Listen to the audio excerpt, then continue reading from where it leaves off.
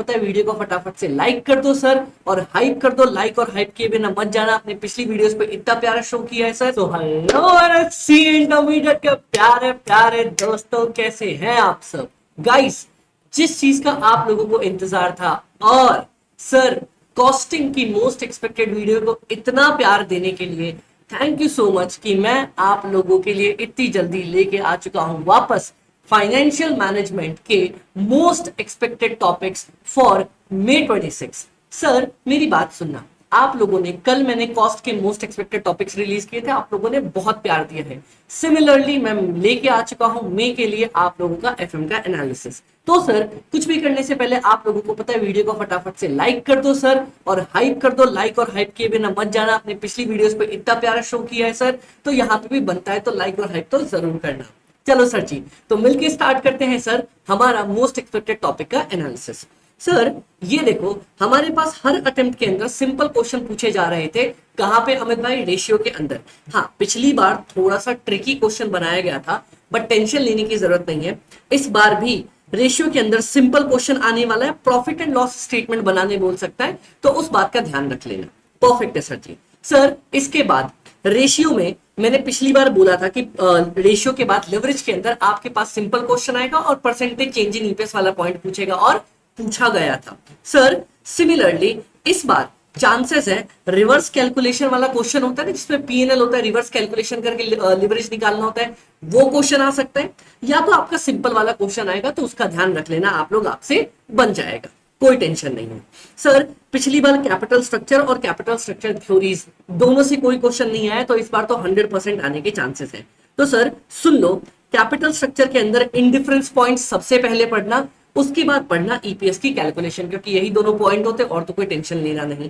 Capital structure theories के अंदर arbitrage एक बहुत तगड़ा इंपॉर्टेंट टॉपिक बन रहा है इस बार एग्जाम में आने के लिए। मेरी वीडियो भी डली हुई है, सर्च करना आर्बिट्रेज बाय सीए अमित भाई, और 20 मिनट के अंदर, 15 मिनट के अंदर शायद, मैंने पूरा का पूरा आर्बिट्रेज दोनों तरीके से आपको सिखाया हुआ है। इसके बाद आप एनआई और एनओआई अप्रोच पढ़ना। सर मैंने 3 घंटे की वीडियो डाल रखी है, पूरा capital structure theories cover up कर रखा है, वो वीडियो मैं कमेंट सेक्शन में डाल के दे दूंगा।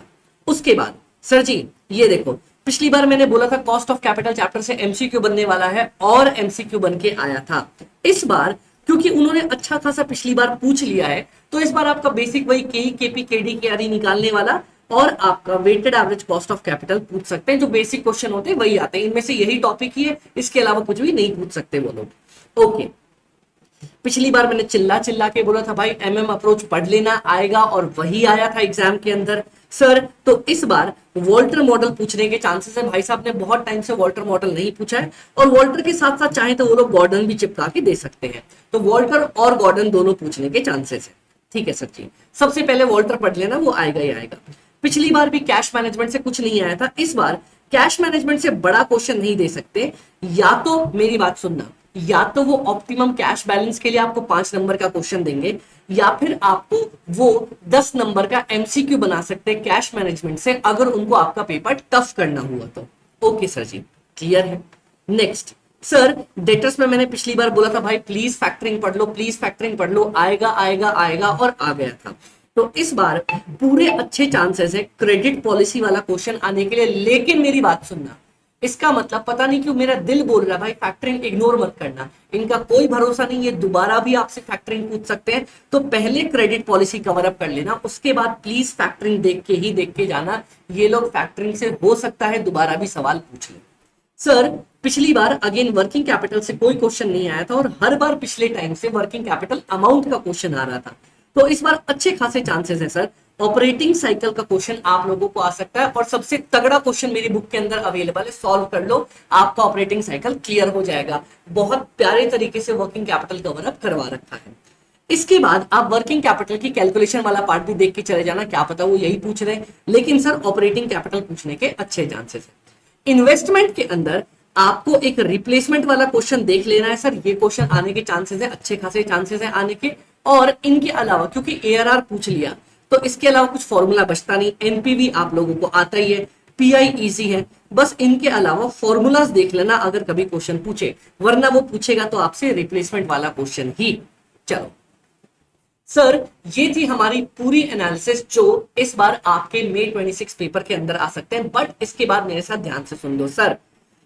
आपको अगर मैं एमसीक्यूज बताऊं ना, तो सबसे पहले एमसीक्यू आया था कैपिटल स्ट्रक्चर से, उसके बाद सर इन्होंने एमसीक्यू पूछा था इन्वेस्टमेंट डिसीजन से, उसके बाद इन्होंने एमसीक्यू पूछा था कैपिटल स्ट्रक्चर वापस से रिलेटेड, उसके बाद वर्किंग कैपिटल से 2 बार लगातार एमसीक्यू आ चुके हैं। तो अभी तक जो एमसीक्यू नहीं आया है वो है आपका रेशियो से एमसीक्यू नहीं आया है। तगड़ा एमसीक्यू इससे बनने का चांसेस है, वो बनाना चाहे बहुत प्यारे तरीके से एमसीक्यू बना सकते हैं, तो एमसीक्यू आने के इससे अच्छे चांसेस हैं। उसके अलावा कैपिटल स्ट्रक्चर और कैपिटल स्ट्रक्चर थ्योरीज मिला के भी एमसीक्यू पूछ सकता है, और इनके अलावा अगर उन्होंने एमसीक्यू डाला तो आपके केस में एमसीक्यू डाल सकते हैं वो लोग इन्वेस्टमेंट डिसीजन से रिलेटेड। तो sir this time for MCQ purpose अगर मैं आपको बताना चाहूं, भाई रेशियो सबसे ऊपर स्टैंड करता है, रेशियो से रिलेटेड एमसीक्यू आ सकता है, रेशियो के बाद इन्वेस्टमेंट डिसीजन, और उसके बाद कैपिटल स्ट्रक्चर और कैपिटल स्ट्रक्चर थ्योरी मिला के इनमें से कोई भी आपका क्वेश्चन पूछा जा सकता है एमसीक्यू से रिलेटेड। तो सर प्लीज ये पढ़ के जरूर जाना, इनमें से एमसीक्यू पूछने के चांसेस अपने अच्छे बन सकते हैं। ये हमारी डीप डाइव एनालिसिस थी। अगर आपने अभी तक भी लाइक नहीं किया तो सर वीडियो को लाइक और हाइप सबसे पहले कर दो सर, सबसे पहले कर दो प्लीज। आपने इतना प्यार दिया, ये बाकी लोगों तक भी पहुंचता है और हमें बहुत मोटिवेशन मिलती है।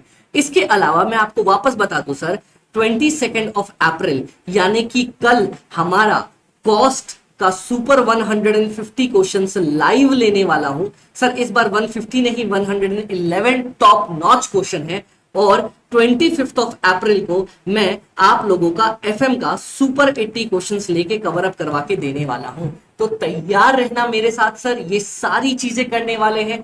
अगर आपने अभी तक कॉस्ट का मोस्ट एक्सपेक्टेड टॉपिक नहीं देखा तो वो भी मैं कमेंट सेक्शन में डाल के आया हूं, देख लो सर। और वीडियो को लाइक और हाइप किया है ना, कर देना सर, भूलना नहीं है आप लोगों को। इस वीडियो को भी 1000 प्लस लाइक्स लेके जाना है, इतना टारगेट तो मैं आपको दे रहा हूं।